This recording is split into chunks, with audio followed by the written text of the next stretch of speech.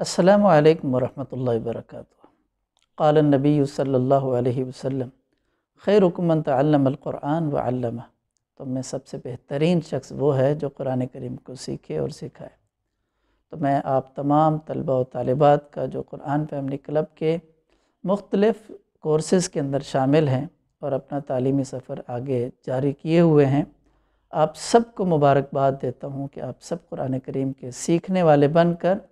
امت کے بہترین افراد میں شامل ہونے کا شرف حاصل کر رہے ہیں۔ اسی طریقے سے وہ معلمین اور وہ معلمات